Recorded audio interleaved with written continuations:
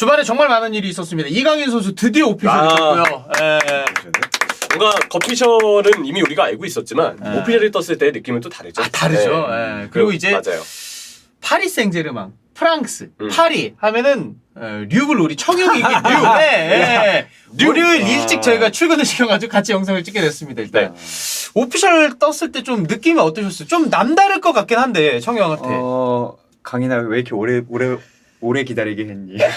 좀 일찍 떴으면 더 좋았는데. 네. 그것도 그렇고 네. 2007년에 제가 축구 기자 시작했을 때 전공이 불어라고 하니까 시험 때는 불어를 물어봤는데 기자 시험 때는 포포투에서 그 이후로는 쓸 일이 없었습니다. 아 이제 많이 쓰겠는데. 그래서 박주영 선수가 불어가지고 한동안 그렇지. 괜찮았었는데 그게 이제 싹 지나갔잖아요. 그리고 상당히 많이 기다렸다가 저는 그 오피셜 뛴 거를 뭐 축구 매체에서 본 게 아니라 페북에서 봤어요. 리그왕에서 이강인이 축구하는 그 리가 걸로 그거 보고서 사실 조금 놀랍기도 하고 거짓말 같기도 하고 그랬어요. 한국인 최초의 이제 파리 생제르맹 선수니까. 이근호 선수가 갈 뻔했지. 훈련을 했어요. 훈련을 했어. 진짜? 사진 찾아보면 나옵니다. 훈련한 것까지 몰랐다. 그것까지는 고려를 해야 되겠고요. 그러면 파리 생제르맹에서 훈련받는 두 번째 선수네. 두 번째 선수. 오피셜로 입단한 건 처음이고. 번호를 받은 첫 번째 선수. 그럴 수 있네요. 번호를 받은 첫 번째 선수. 그리고 뭐 이제 물밑 작업이 좀 다 이전부터 진행이 된 거로 보여요. 그리고 저도 이제 이 사실을 푸흥님 아세요? 그 말벌 그 경쾌하게 떼는데 울산 팬분. 울산 팬분이신데 이제 저랑 어떻게 좀 친분이 생겨가지고 이것저것 얘기를 하다가 푸흥님이 파리 생제르맹 한 1주 전인가 2주 전이었을 거예요. 1주 전쯤에 파리 생제르맹 내한하는 것 같다. 자기가 정보원을 통해서 들었다. 정보원. 근데 이거를 좀 밝히지는 말아달라. 확실치가 않으니까. 근데 오늘 이제 뭐 오피셜이라고 보긴 좀 어렵긴 하지만 단독 보도가 났습니다. 그래서 내한에서 전북과 파리 생제르맹과 이제 또 경기를 하잖아요. 지금까지 나온 거는 8월 3일에 부산에서 경기를 한다인데 아직 이제 뭐랄까 오피셜까지는 아니고 그 추진하는 건 알고 있었어요. 바이에른 미넨도 데려오려고 했던 것 같은데 바이에른 미넨은 잘 안 됐던 것 같고요. 일단 되면은 정말 파리 생제르맹을 8월 초에 이강인이 있는 파리 생제르맹을 보실 수도 있습니다. 새로운 어떤 달라진 파리, 지금 이제 파리가 오피셜 영상 띄우는 거 보면은 뭔가 다 새로운 출발 같은. 맞아. 그 약간의 캐치 프라이즈를 지금 얘기하고 있는데 뭔가 새로워진 파리를 어쩌면 한국에서 또 볼 수 있는 그런 또 기회가 어쩌면 조성될 수도 있겠다는 생각도 드네요. 아무튼 정보 주신 푸흥님 다시 한번 고맙고 이강인 선수에 대한 첫 인상 뭐 청영은 이미 뭐 페이스북을 통해서 영상을 봤다라고 했지만 이제 중요한 거는 그 영상뿐만 아니라 댓글 반응 이런 것들이 좀 중요하거든요. 뭐 신문에서는 또 어떻게 보도하는지. 일단 아주 솔직하게 말씀드리면 극과 극입니다. 갈리긴 하구나. 누구냐부터 시작해서 메시의 완벽한 대체자다까지 다 있어요. 말도 안 되는데? 근데 뛸 수 있는 위치 자체는 메시가 뛰었던 오른쪽 공포원의 자리도 메시 그 이강인 선수가 가능하긴 하니까 왼발이기도 하고. 제가 그 오해받을까 불어도 써왔는데 진짜 이렇게 써 있는 분도 있었고 마침내 말 잘 듣고 전술적인 선수가 왔다. 왜냐면 프랑스 선수들이 말을 잘 안 듣잖아요. 그러니까 말을 잘 듣는 게 전술적인 지시를 잘 한다는 거죠. 그리고 오빠 강남 스타일은 뭐 엄청나게 많고 일단 한국 댓글이 많아가지고 그래요? 한국 댓글이 되게 많습니다. 그리고 제가 좀 인상적으로 본 거는 잘 모르는 친구다라는 게 팬 사이트에 뜨니까 어떤 분이 댓글을 달았어요. 자기가 보기에는 마이너 버전의 사라비아다. 그러니까 그 대댓글로 그래요? 뭐가 달렸냐면 사라비아보다 훨씬 나은 선수다. 이렇게 달리면서 다만 그분이 진짜 이강인을 좀 많이 보셨나 봐요. 좀 느낀 게 그런데 매우 좋은 선수지만 다른 공격 선수들과 어떻게 어울릴까에 대해서 좀 의문이다. 정말 좋은 선수고 기술도 좋고 그리고 뭐랄까요 결정력도 좋은 선수인데 사라비아도 훨씬 좋은 선수인데 어떻게 어울릴지에 대해서는 고민이다. 그리고 이제 한국에 들어와 있는 프랑스인들이 좀 있지 않습니까? 제가 이제 후배들한테 좀 돌려서 주위에 있는 프랑스 사람들 좀 물어봐라.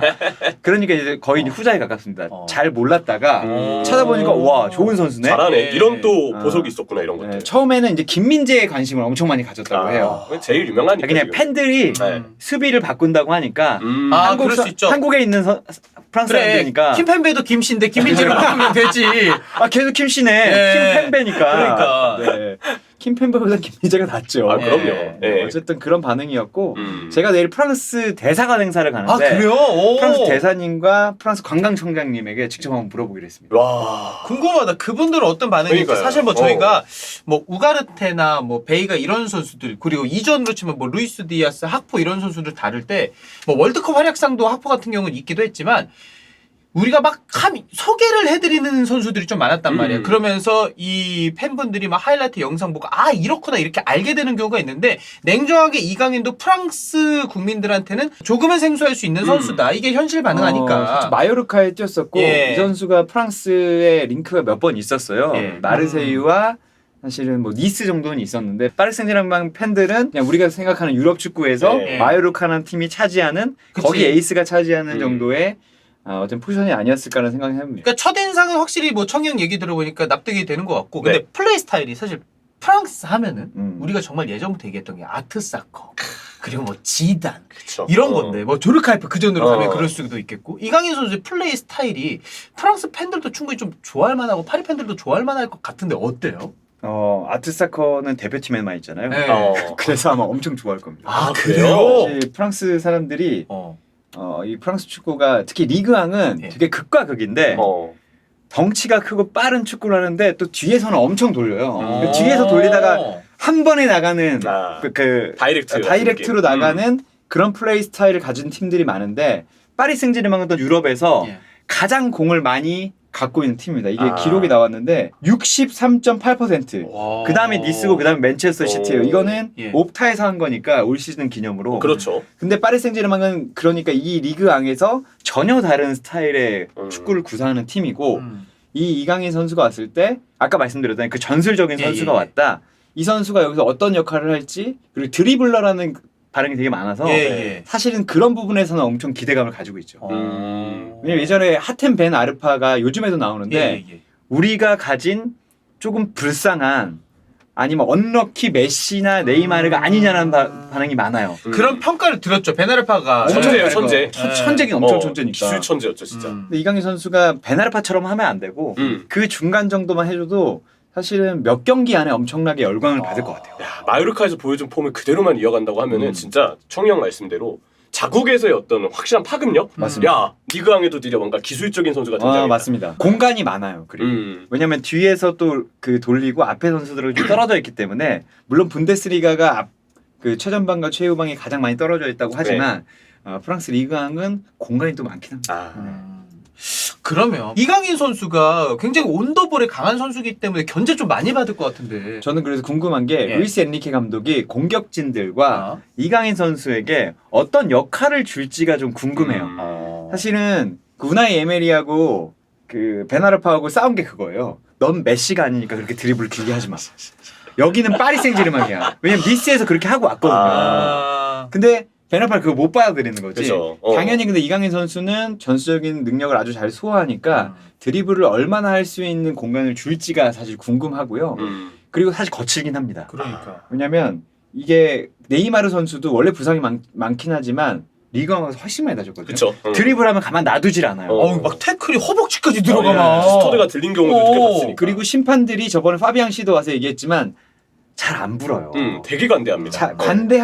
관대하다가 갑자기 레드 카드를 듭니다. 그래서 지난 시즌에 스페인 라리가가 심판들이 미쳤다고 할 정도로 그 다이렉트 수정이 많았거든요. 너무 다이렉트가 많이 든다. 그렇게 미친 듯이 든 라리가와 그렇게 큰 차이가 나지 않습니다. 다이렉트 퇴장이 50개가 넘은 5대 리그는 리그 안과 라리가가 유의합니다. 빅리그에서 그런. 빅리그에서 그래서 좀 조심해야 되고 이 심판들이 잘 못 봐요. 아 그래요? 그 잘 못 보고 고집이 세. 그래서 질라탄도 그런 얘기 한 적이 있고 지난 시즌에는 하키미도 이게 프랑스야라고 얘기한 적도 있어요. 하키미가 그런. 프랑스 심판이 너무 못 봐서. 그래서 좀 조심은 해야 되고 다만 이제 엄청나게 피지컬을 중심으로 하고 그럴 수밖에 없는 게 파리 생제르맹만 좀 나이가 많지 리그왕이 엄청 어린 리그입니다. 엄청 어린 리그라서 21세 이하 선수들이 68,212분 뛰었거든요. 근데 라리가도 엄청 젊잖아요 요즘에.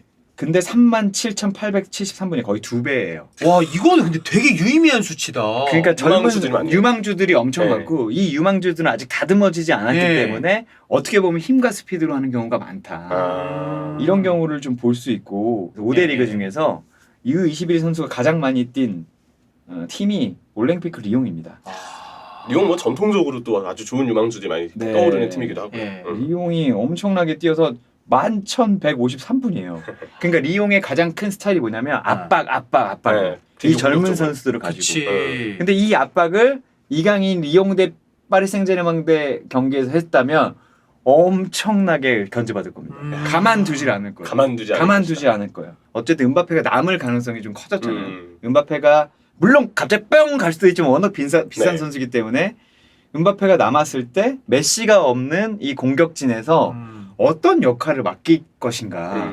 사실 이게 진짜 궁금해요. 일단 역할에 대해서 뭐 그쵸. 중앙에 쓸지 측면에 쓸지. 쓸지 이거에 따라서 이강인 선수의 뭐 장점을 다르게 살릴 수 있는 방안들이 있으니까. 맞습니다. 지금 그리고 네이마르 선수까지 지금 보내려고 하지만 예. 만약에 남는다면 드리블러나 공을 가지고 있는 선수들이 2명이 되는 그렇죠. 거죠. 이거에 대한 어떻게 역할 분담도 사실 궁금합니다.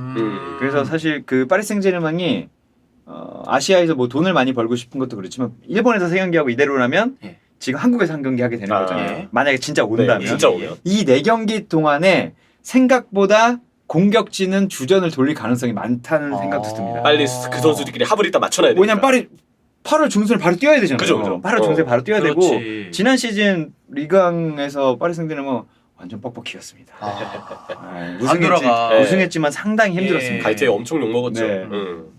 자, 이강인 선수가 이제는 프랑스 생활을 해야 됩니다. 이제 스페인에서 너무 이제 뭐 오랜 기간 있었기 때문에 스페인이 훨씬 익숙할 것 같은데 뭐 그냥 나라 건너면 바로 스페인이랑 프랑스는 붙어 있긴 한데 발렌시아랑 마요르카 살다가 이제는 파리 산다? 좀 다를 것 같은데 저희가 사실 유럽 여행 많이 안 가서 네. 이거는 청형이 제일 비교 잘해줄 수 있을 것 같거든요. 근데 제가 듣기로 이강인 선수가 마요르카의 그 축구와 집밖에 없는 삶을 엄청 즐겼다고 합니다. 그래서 파리 생제르맹은 그런 면에서는 좀 부산스러울 수는 있죠. 파리는 너무나도 큰 대도시니까. 너무나도 큰 그치. 대도시고 근데 파리 생제르맹 선수들이 딱 그 페리페리크라고 하는 우리로 치면은 외곽순환도로 그 예, 안에를 예. 진짜 파리라고 하거든요. 거기 그래요? 밖에를 살짝 벗어난 파리긴 한데 사람들이 얘기하는 진짜 파리는 아니죠. 작은 파리는 아닌. 예. 거기서 이제 전환 생활을 하는 선수들도 있고 단독주택 큰 거에서 사는 선수들도 있어요. 근데 이강인 선수 거기까지 나가면 뭐 도둑만 조심하면 아주 조용하게 살 수 있다. 거기가 네. 털렸잖아요. 한번 디마리아 통으로. 얘기 들었어요. 그리고 다만 생활 면에서 한국 음식이 먹고 싶다. 물론 뭐 가족들도 있지만 한국 음식 먹고 싶다. 한국 문화가 즐기고 싶다. 대도시에 뭔가 즐기고 싶다. 걱정할 게 아무것도 없습니다. 다 돼 있구나. 뭐, 파리는 인프라가 뭐, 워낙 좋을 거니까. 너무 큰 도시, 글로벌한 그러니까. 도시니까. 네. 그 아마 뭐 그 지역 안에 한국 식당도 몇 개 있을 거고 뭐 일본 식당도 있을 거고 뭐 스페인 식당도 있을 거고 파리에 없는 건 없죠. 그렇죠. 근데 다만 이제 그 부산함과 이런 걸 좀 어떻게 이겨내느냐. 이강인 선수가 그걸 좀 싫어하는 선수라면 그리고 도와줄 수 있는 한인들도 훨씬 많을 겁니다.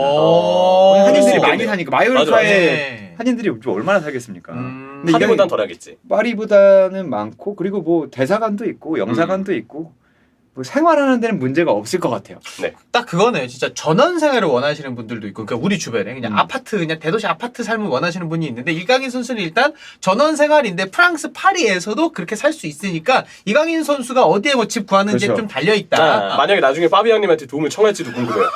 SNS에 올리셨던데. 강희 씨 진짜? 도움이 필요하시면 언제든 말씀해 주세요. 그리고 실제로 제가 프랑스에 사는 후배들이 많으니까 선후배들이 많으니까 도움을 드릴 수는 있습니다. 네. 이강인 선수에게 우리가 도움을 줄 수 있는 날 꼭 네. 오기를. 유청 기자님께도 연락을 주시면 감사하겠습니다. 자, 가장 일단 만나 주십시오. 네. 가장 중요한 건 그래서 이강인 선수의 선발 입지. 뭐 루이스 에니케 감독이 분명 이강인 선수에 대해서 이런저런 쓰임새가 많다라고 생각할 것 같긴 한데 선발 입지 예상 그리고 마지막으로 좀 해주고 싶은 조언이 있다면 두 해설위원에게 좀 부탁을 드릴게요.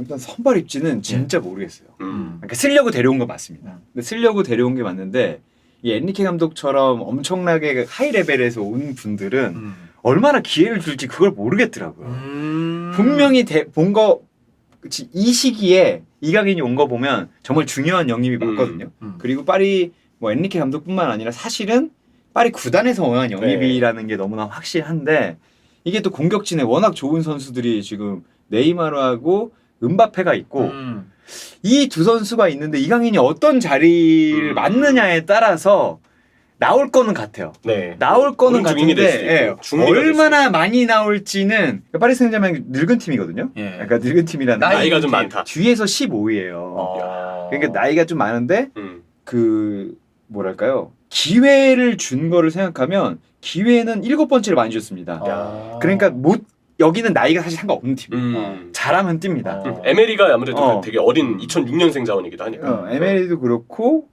그리고 그 선수도 있었죠. 누누 멘데스. 누누 멘데스도 어려요. 맞아요. 완성형. 그러니까 이강인이 나이나 이런 게 아니라 파리 생제르맹 이미 그런 걸 넘어선 팀이기 때문에 잘하면 뛸 것이다. 근데 저는 뛸 것 같은데 시즌 초반 5경기에서 10경기에 어떤 역할과 그 역할을 부여했을 때 어떤 기능을 보여주느냐가 상당히 중요할 것 같아요. 저도 비슷한 얘기를 하고 싶은데 아무래도 이제 이강인 선수가 오른쪽 인과 중미가 가능하다는 점은 되게 메리트가 크다고 봐요. 물론 파리가 지금 베르나르도 실바나 뭐 이런 다른 자원들도 영입할 가능성이 있다고 해서 변수는 있지만 여러 자리를 뛸 수 있다는 거는 분명 엔리케 감독 입장에서도 여기서도 한번 써볼까? 저기서 이렇게 써보면 어떨까? 되게 다양한 구상을 할 수 있기 때문에 변수와 별개로 이강인은 분명 쓸 수 있을 거라는 기대감은 생기고요.